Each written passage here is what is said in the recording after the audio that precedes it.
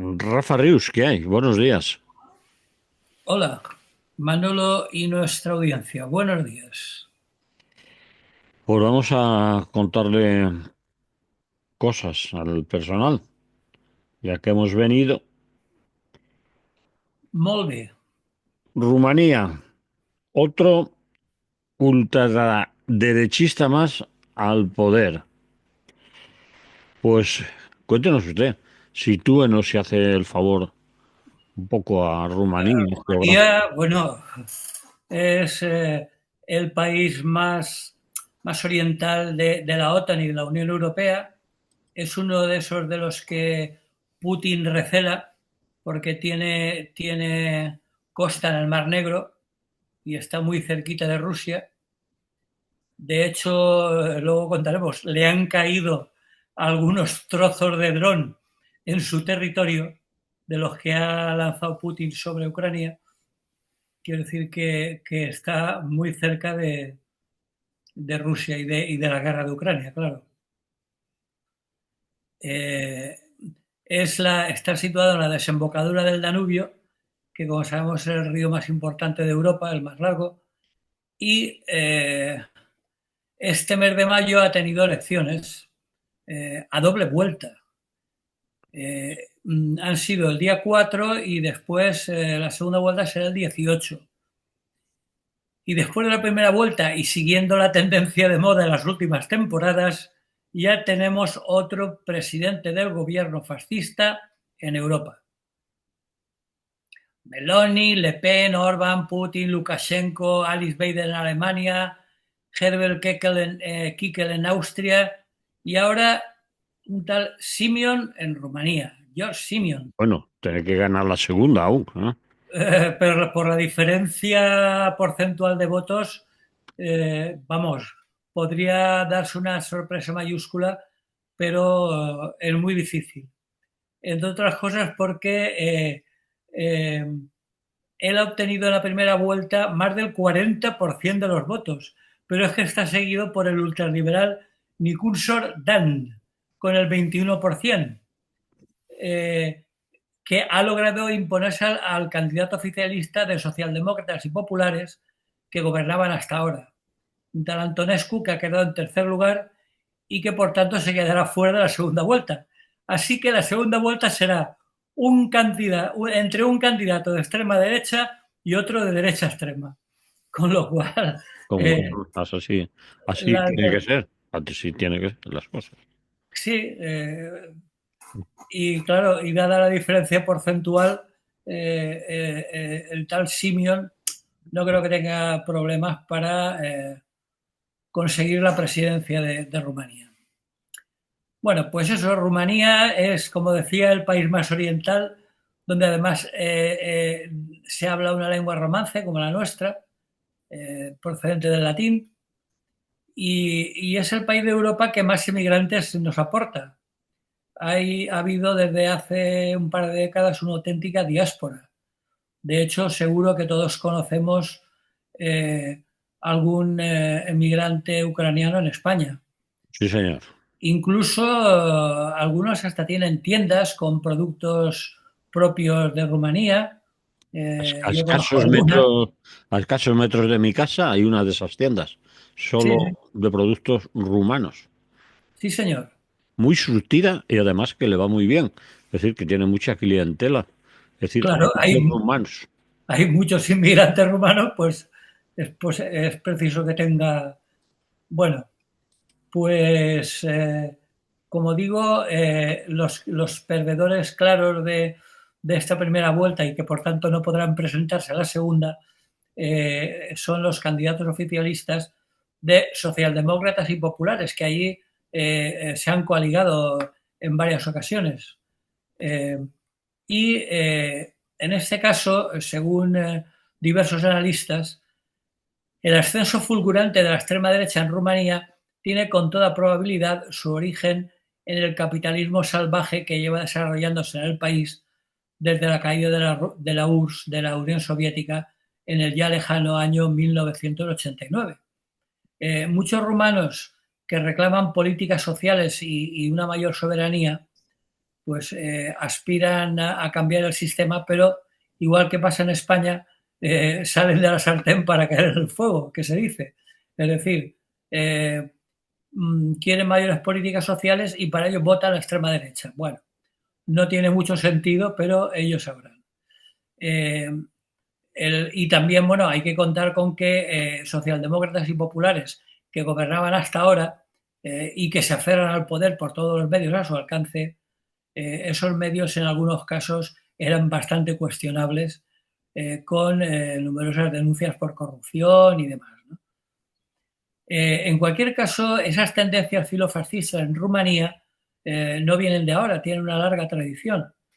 En Rumanía, el rechazo del antiguo régimen comunista de Ceausescu, comunista por decir algo, porque Bueno, Ceausescu no era precisamente un comunista ortodoxo, en fin. Bueno, pues eso se ha aprovechado, el rechazo a Ceausescu, el último gobernante de la época soviética, se ha utilizado para rehabilitar a figuras de la época fascista de entreguerras. Las tendencias filonazis en Rumanía tienen una larga historia. Su nacionalismo, incluso su misticismo, porque también están mezcladas con cuestiones religiosas. Por ejemplo, había una llamada Legión de San Miguel Arcángel, que se llamaba también la Guardia de Hierro, que fue un bien. movimiento fascista nacido en la década de los 30 y que entre los años 40 y 44 formó parte de los gobiernos del mariscal Ion Antonescu, llamado el Conducator, que era como una especie de Mussolini rumano y que era aliado de los nazis durante la Segunda Guerra Mundial. Quiero decir que tiene mucho, el movimiento filofascista tiene mucha tradición en Rumanía. En cualquier caso, Rumanía es uno de los estados más olvidados de la Unión Europea y que, como decíamos hace un momento, cuenta con un elevado porcentaje de emigrantes. Pertenece a la OTAN y está situado en una posición estratégica, junto al Mar Negro, y limita con Hungría, con Serbia, con Ucrania y con Moldavia. O sea, en el cogollito de todo el follón de Europa Oriental. Y, y, como digo, tiene también en su territorio la desembocadura del Danubio, que bueno, y como dato curioso, entre sus regiones cuenta con Transilvania, patria del famoso conde Drácula y toda su saga literaria de vampiros. Pues bueno, ahora va a tener otro tipo de vampiros en su gobierno. Muy bien. ¿Y su economía en qué se basa? Si lo tienes Su por ahí. economía se basa en algunas cuestiones bastante difíciles en estos momentos. Por un lado, cuestiones agrícolas, es decir, es una buena productora de grano. Eh, no es excesivamente extensa, es aproximadamente una tercera o cuarta parte de España, pero tiene buenas tierras para cultivar el grano. El problema es que al lado, en la frontera norte, o mejor dicho, noreste, tiene a Ucrania, Que es la que, gran productora de grano. claro, como sabemos, es conocida como el granero de Europa, ¿no? Mm. Entonces la agricultura lo tiene complicado. Y luego lo que también tiene muy importante eh, es la construcción naval. En el Mar Negro tiene un importante astillero que, bueno, en principio, tras la época de Ceausescu, fue privatizado. En principio se lo quedó una empresa italiana y la última noticia es que se están dedicando a la construcción de enormes transatlánticos para cruceros. Esos gigantes que hemos visto incluso en el puerto de Valencia, Ujú. con 4 o 5 pisos de camarotes y que se dedican a hacer cruceros por el Mediterráneo, por el Caribe, etcétera. Entonces, ahí tiene, en la costa del Mar Negro, tiene un importante astillero que da trabajo a más de 20.000 personas y que la zona del Mar Negro para ellos es muy importante, ¿no? De hecho, la mayor parte de los puestos de trabajo de la ciudad próxima al delta del Danubio, que es una ciudad que se llama Tulcea, pues la mayor parte de puestos de trabajo de esa ciudad los proporciona el astillero, ¿no? Pero el problema que tienen es que está muy cerquita, claro, Mar Negro está cerca de Odessa y de Mariupol, ¿no? Entonces, simplemente porque cayera un dron, del que ya digo que se han documentado la caída de varios fragmentos de drones en territorio rumano, pues si cayera un dron en Tulcea o en los astilleros, pues eso aumentaría muchísimo el precio de los seguros y por lo tanto los costes de explotación. Con lo cual la industria de los astilleros de Tulcea pues se vería con graves problemas para continuar. Y bueno, como no tiene mayores medios de vida, porque hay otro aspecto demográfico importante que es la pérdida de población. Según el último censo que data del año 21, Rumanía cuenta con 19 millones de habitantes, que son 4 millones menos que hace 2 décadas. Es decir, está sufriendo una gran pérdida de población que está emigrando por las difíciles condiciones económicas de Rumanía, ¿no? Es decir, de hecho, es uno de los países con menor nivel de vida de toda la Unión Europea. Y por lo tanto, bueno, pues hay 6,5 millones de rumanos que viven en el extranjero. Incluso algunos se han emigrado a Moldavia, que Moldavia tampoco es un país en el que aten los perros con longanizas, pero bueno. Y también hay muchos rumanos en Italia, como sabemos, en España y también en Alemania, ¿no? Ujú. Y curiosamente, hay datos curiosos en este mundo, y es que ese éxodo de rumanos en busca de mejores sueldos para enviar remesas a sus familiares que se han quedado en Rumanía, ha obligado al país a importar manos de obra extraeuropea, es decir, países con trabajadores más precarios todavía que en Rumanía. Y entonces en Rumanía pues hay mano de obra procedente de países como Vietnam, la India o incluso Nepal, del que hablábamos el otro día. Es decir, que siempre que hay un conocido poema de Calderón de la Barca que habla de un sabio, cuentan de un sabio que un día estaba protestando y tirando hojas Las y hierbas que iba tirando, otro detrás las iba recogiendo. otras iba recogiendo. Bueno, pues Sí. eso es lo que pasa con el trabajo en Rumanía. Ujú. Mientras los rumanos emigran a otros países con mejores sueldos, eh, habitantes de otros países extraeuropeos, ya digo, de la India, de Nepal, de Vietnam, pues emigran a Rumanía para conseguir un trabajo, ¿no? Que aunque esté mal pagado, está mejor pagado que en sus países de origen. Bueno, eso es lo que hay y ya digo que lo único que tienen mínimamente potable desde el punto de vista industrial es el astillero de Tulcea, que, como digo, fue privatizado ya en el año 2000, que primero pasó a manos de un grupo noruego que lo dedicaba a construir barcos para el transporte de petróleo de las plataformas del Mar del Norte. Luego, como decía, se lo quedó una empresa italiana para construir barcos de lujo de cruceros. Y es lo único que hay, es decir, industria poca, agricultura muy perjudicada por la competencia con Ucrania y, bueno, la situación actual es que en este escenario las reivindicaciones de izquierda, lo que me ocurre es que estos votantes de extrema derecha, que han ocupado los dos primeros puestos en la primera vuelta de las elecciones, asimilan a la izquierda a la época de Ceausescu, con lo cual no quieren ni oír hablar, ¿no? Para ellos es una época obsoleta y de recuerdos más que ingratos. Entonces, bueno, el movimiento este nacional populista filofascista prospera ante esa ausencia de opciones. Y en términos más generales, pues va cosechando el fruto de lo que lleva sembrándose desde que se acabó el Pacto de Varsovia y desapareció la Unión Soviética. Así que, bueno, para acabar, pues eso, a partir de ahora oiremos hablar de George Simeon. Ya tenemos otro fascista en un gobierno de la Unión Europea.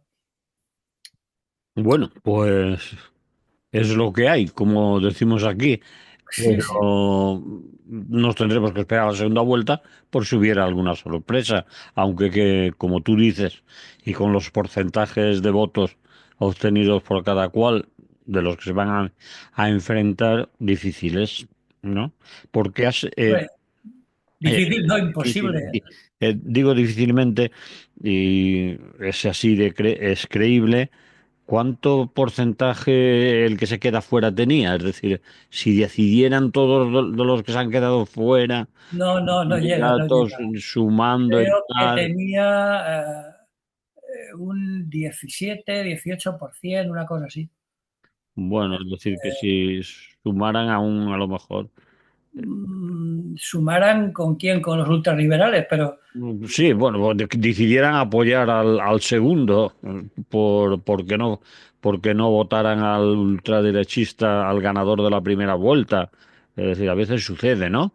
Que hombre, con la nariz tapada se vota para que no llegue el contrincante más peligroso a... claro, pero si tuvieran, por ejemplo, un 30%, que entonces no hubieran quedado los terceros, sino los segundos, porque el segundo, como digo, tenía el 21%, el ultraliberal, un tal Nicu Sordán, Mm, pero claro, si tienen un 17, un 18 más 21, no llegan ni a los 40 que ha sacado por eso, el primer partido, ¿no? por eso está muy, muy Entonces, difícil. es muy complicado. Prácticamente el hombre este, el Simeon, tiene prácticamente garantizada la victoria en la segunda vuelta. Porque, bueno, hay otros partidos, pero es que el problema es que he estado leyendo, hay dos o tres partidos, pero todos de extrema derecha. Hay un partido de los jóvenes que ha sacado también el 8 o el 10%, tal. Tendrían que juntarse el segundo, el tercero y todos los partidillos, la mayoría de los cuales es de extrema derecha, con lo cual, bueno, pues no creo que sacara nada en claro.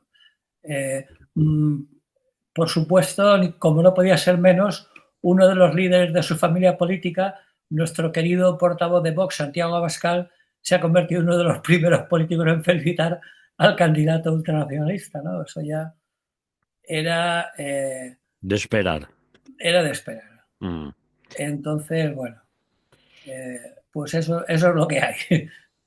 Bien, ¿le ponemos música a esto Sí, sí, o ponemos un sí? poquito de música. Pues vamos a hacerlo.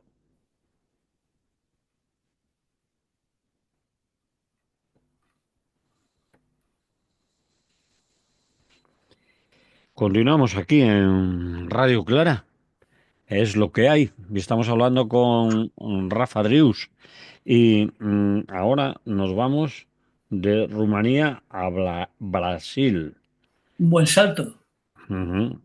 El multilateralismo de Lula. ¿A qué te refieres? ¿A que Lula se rejunta? Bueno, vaya manera de hablar. Se Se rejunta, hombre, muy bien. ¿Qué pasa? con gente pues que no son los de siempre, es decir, no se va con Trump, vamos, que prefiere a los que están por otras opciones a nivel mundial en la economía y en la estrategia política, etcétera, etcétera.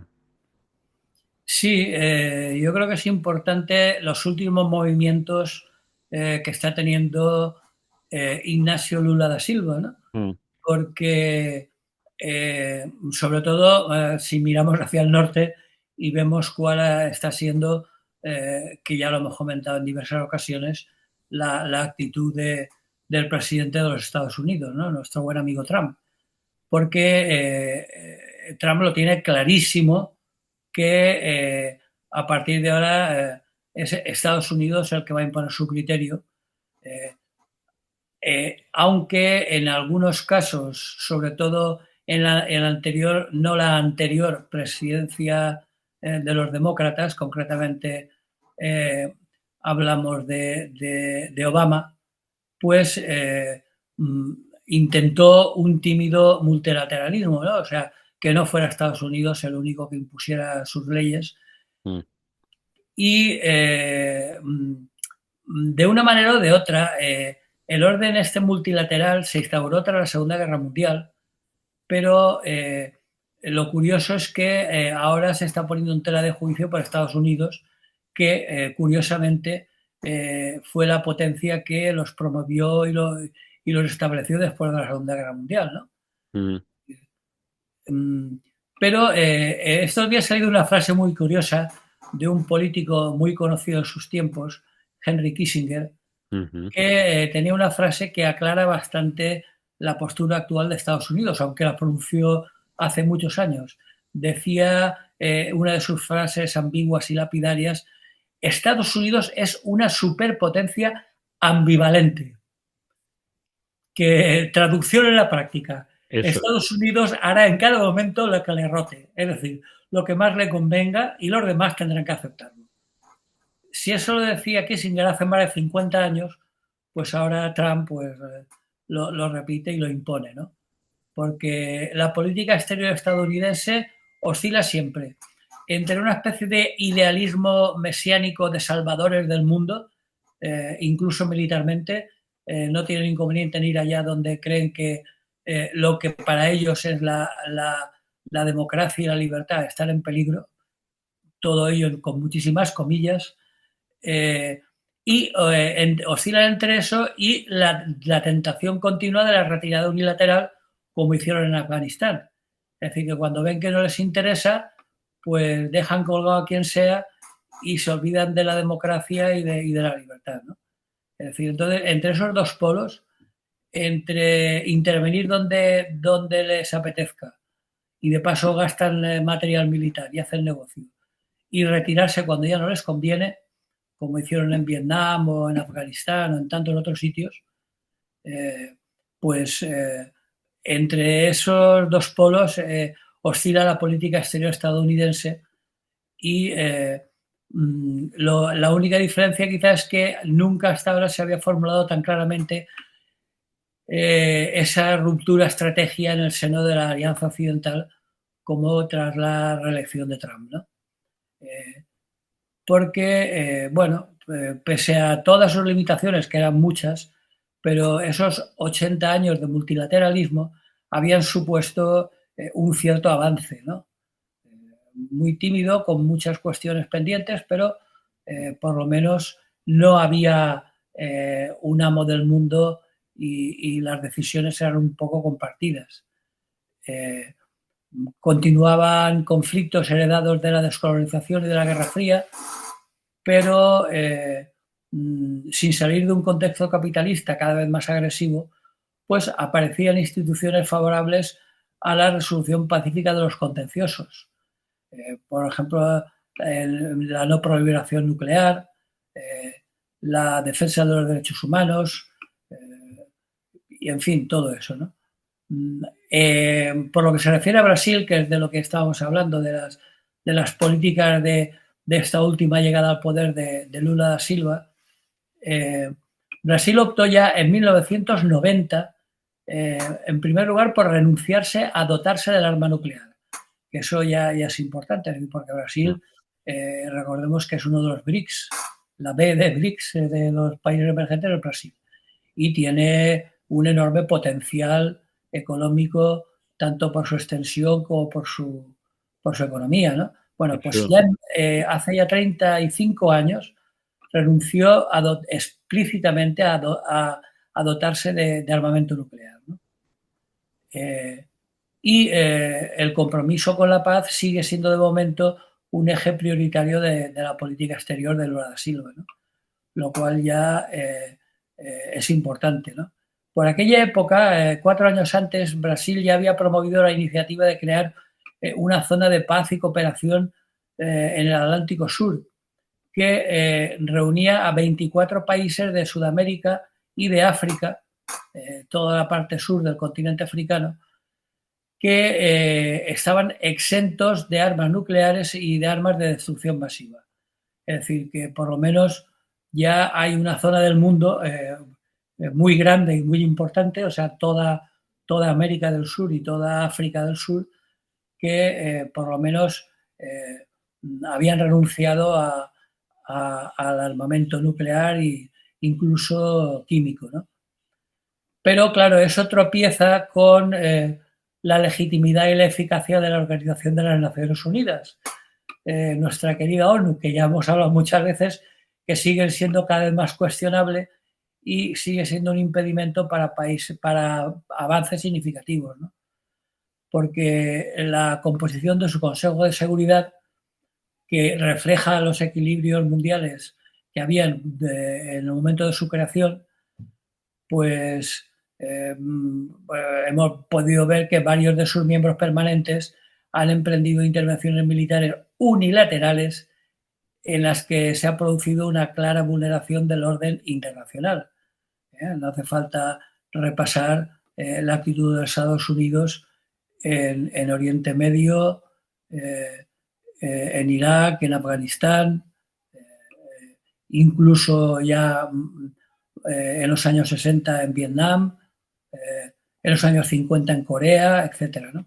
Entonces, bueno, realmente es el Consejo de Seguridad el que parte el bacalao, vamos.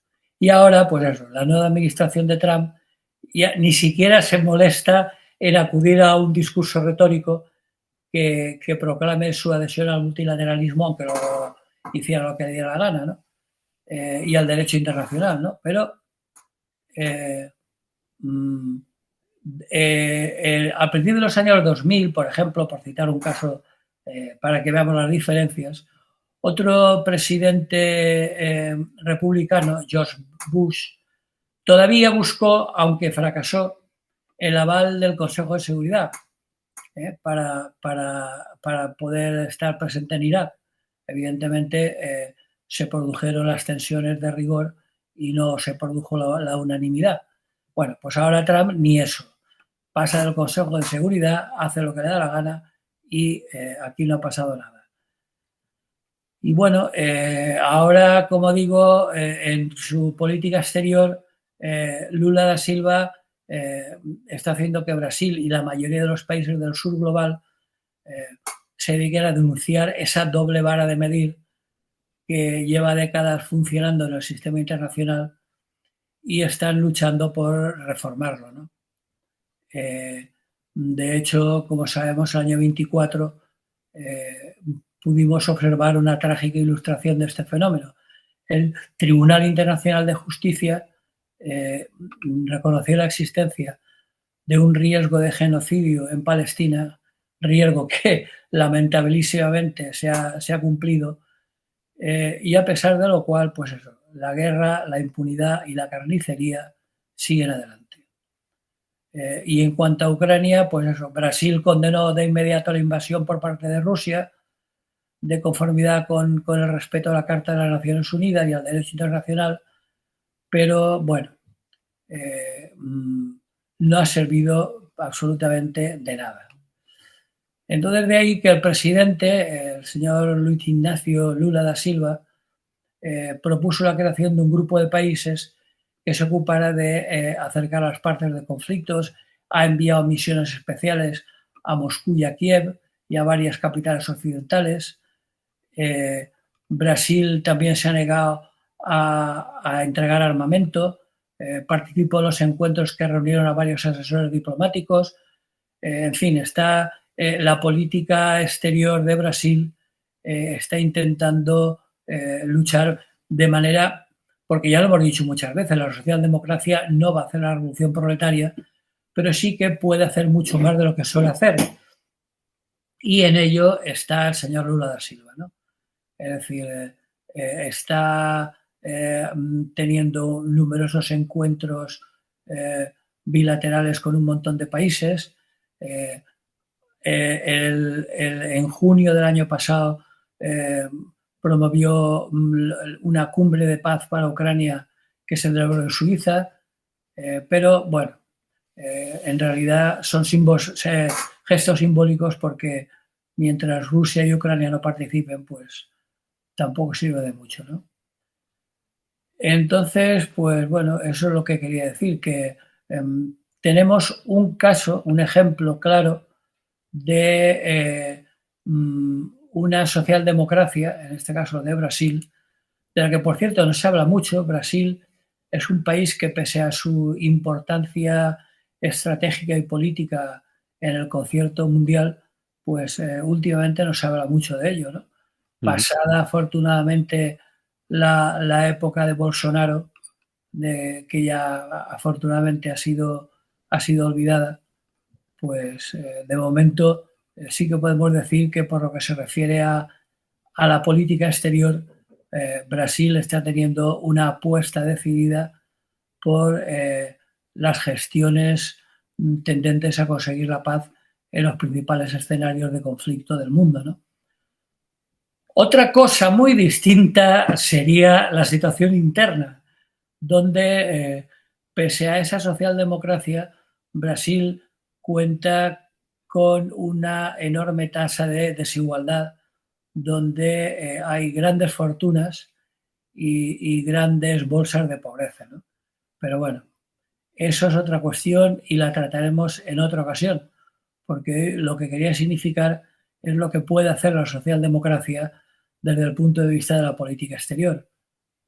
Entonces, bueno, pues eso, en el actual contexto geopolítico, Brasil intenta reforzar sus relaciones estratégicas con Europa, trabajar con el multilateralismo en materia de solución pacífica de los conflictos y, bueno, pues por lo menos está intentando que los BRICS, recordemos que son los países emergentes, Brasil, Rusia, India, China y Sudáfrica, pues por lo menos encarna la expresión más significativa de esos nuevos polos políticos distintos de Estados Unidos, Rusia y China, y que serían el embrión de ese necesario multilateralismo.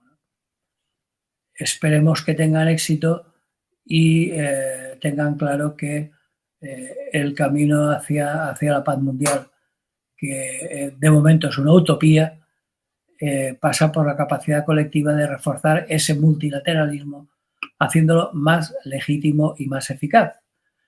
Y de momento, pues eso, el Brasil de Lula parece empeñado en ello. Pues que le vaya bien, que sea un acierto y por lo menos alabar la intención, la decisión y el no seguirismo de lo que sería más fácil, que es ponerse a la cola de Estados Unidos y seguir sus políticas, ya que son más cercanos geográficamente, digamos, y otros países de su entorno lo hacen con mucha facilidad. Así que mejor les podemos desear es suerte a Brasil. Sí, bueno, a Brasil y a los BRICS, ¿no? Brasil, Rusia, la India, China y Sudáfrica, que, bueno, que hagan oír su voz y que demuestren que no todo se va a dirimir en el enfrentamiento entre Estados Unidos y China. Muy bien, pues dicho esto, nos vamos con el último tema que queremos o que queremos tratar hoy, y nos vas a hablar de España y de sus... Pero, ¿te parece que oigamos antes un poquito de música? Otra vez, porque No. ya hemos puesto una. Ya hemos hecho una pausa musical. Bueno, pues ¿Sí? seguimos. Y si quieres, volvemos a poner otra. Yo encantado en poner música, ¿eh? Pues bueno, pues pon un poco de música, que eso siempre viene bien. Ponemos un poco de música. No hay ningún problema, porque las peticiones de mis contertulios y colegas de programa, a alguno de poner música le da alergia. No, al contrario. Bueno, pues ponemos música. Eh, si te parece, como petición, pediría, por solidaridad con el país vecino perjudicado de rebote por el apagón, algo de música portuguesa. Tenemos un montón. Pues eso. Lo que pasa que quizás no sea de la más actual y sea de la época en que éramos jóvenes o tenían algunos, bueno, músicos, cantantes, cantautores. de aquella época en la que no le vamos a llamar canción protesta, pero sí la... Alguna de después de Grándola Vilamorena sí que tendrás. Bueno, sí, obviamente, pero también de sus colegas que editaban en un sello muy conocido que se llamaba Guimbarda, Sí. pues sí que tenemos Fausto y otros, ¿no? Bueno, pondremos cualquier cosa que después no nos acordaremos cuando nos pregunten el título. Oye, ¿eso que has puesto de quién era? Pues no sé, de uno. Vamos allá. Después de esa música, como decíamos, vamos a hablar de España y sus sesiones de descontrol.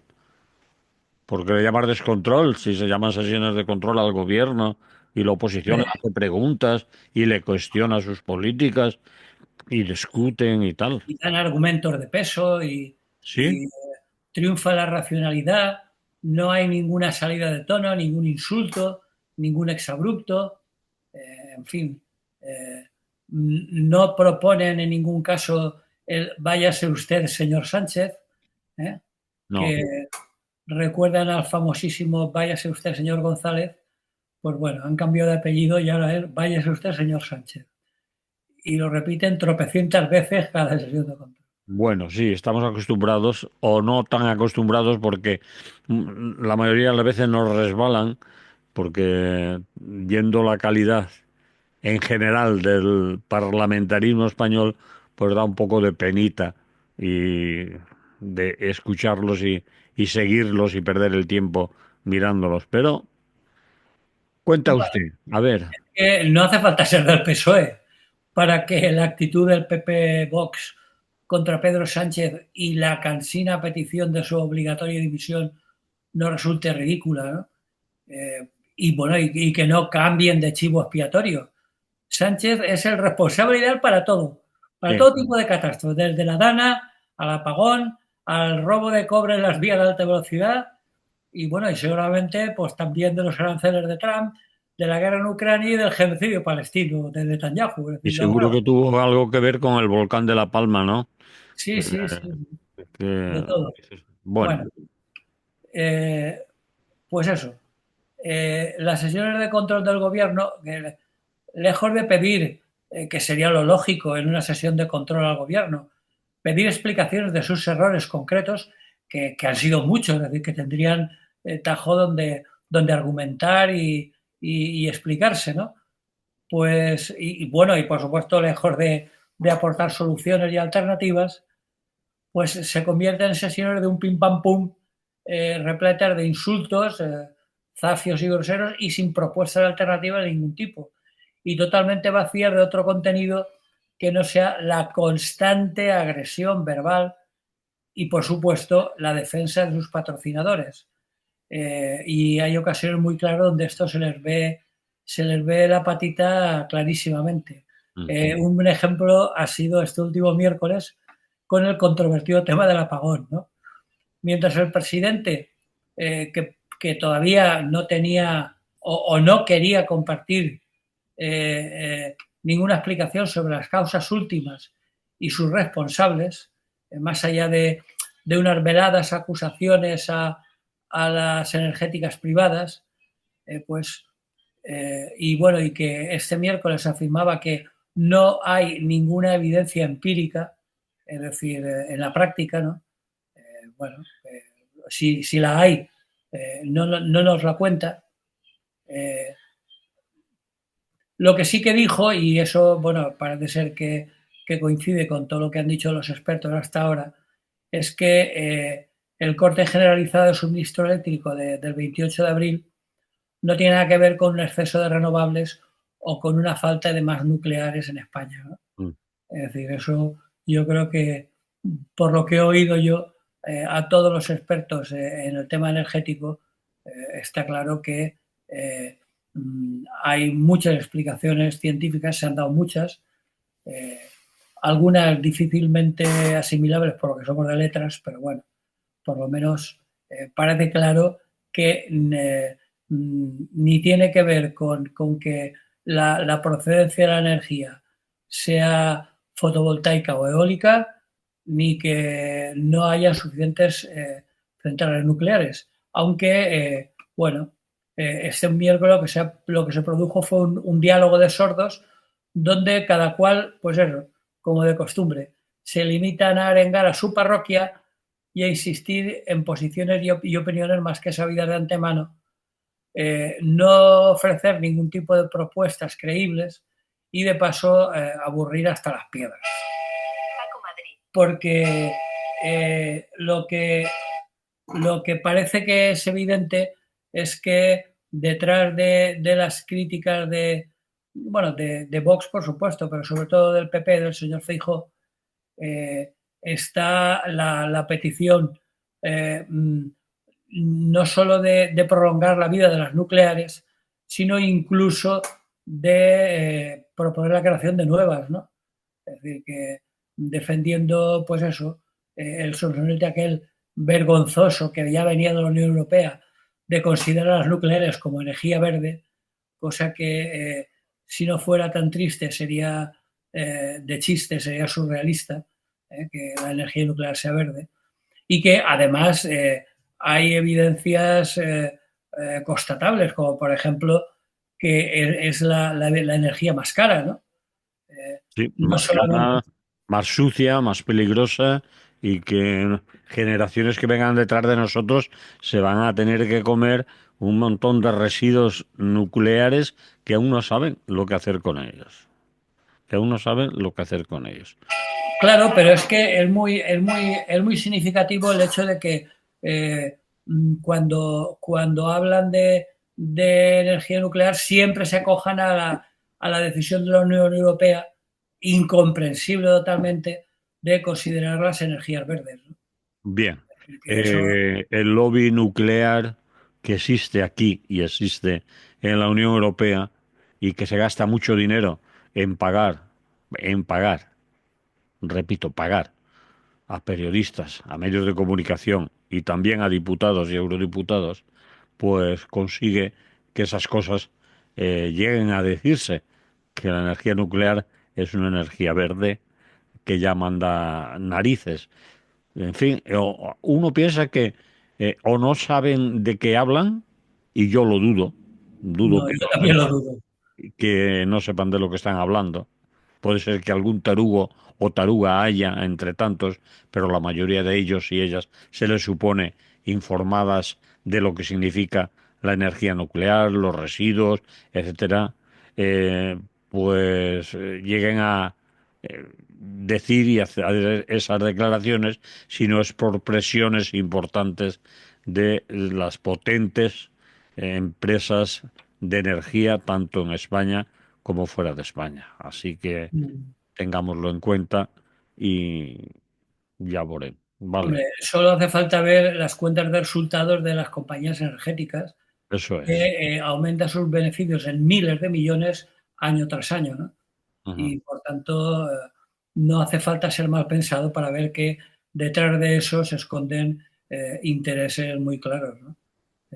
Muy claros, muy evidentes, porque de claros tienen poco, ¿no? Es decir, que tanto los medios de comunicación como los partidos políticos, que tanto porque se benefician directamente eh, como porque luego cuando acaben su labor parlamentaria van a tener una serie de puertas giratorias esperándolos, ¿no? Y que por lo tanto tienen que estar a buenas.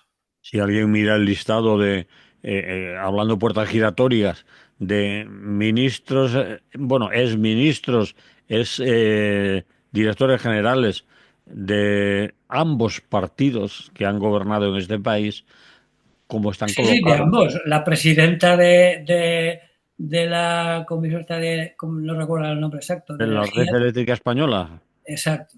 es Es una una ministra exministra. socialista. Sí, que quizás no tenga ni idea de lo que es un omnio, me imagino que de eso sí, pero me imagino que de energía eléctrica y de su funcionamiento y de las redes, quizás no, quizás digo, a lo mejor me equivoco, no sepa demasiado, pero es la directora la que manda, la que ordena o la que está allí, con un fantástico salario. Pero no vamos a fijarnos en esta solo, sino en el listado general donde están la mayoría de ellas. Por ejemplo, el señor Aznar privatizó Endesa a una empresa pública italiana,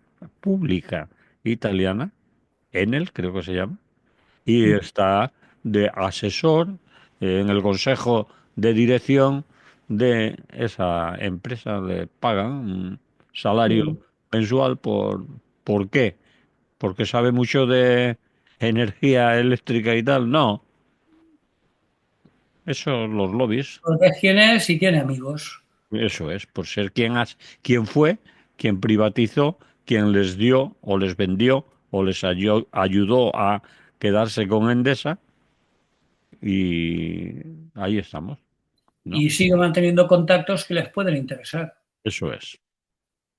Bueno, Pues eso es lo que hay, que hemos podido comprobar una vez más este miércoles que las sesiones de control al Congreso, porque la gente lo esperaba, sobre todo después de la última historia del apagón, pues va a dar explicaciones y va a dar y va a haber aquí caña, pues no ha habido nada. ¿Eh? Eso me recuerda también un soneto de Quevedo, creo recordar, que después de enfrentarse a un chulo, sacó la espada y bueno, envainó la espada, fuese y no hubo nada, ¿no? Pues eso, parecía que, pero luego la oposición, lo que de nombre se conoce como oposición, de oponer ideas, nada de nada. Es decir, pues eso, lo de siempre.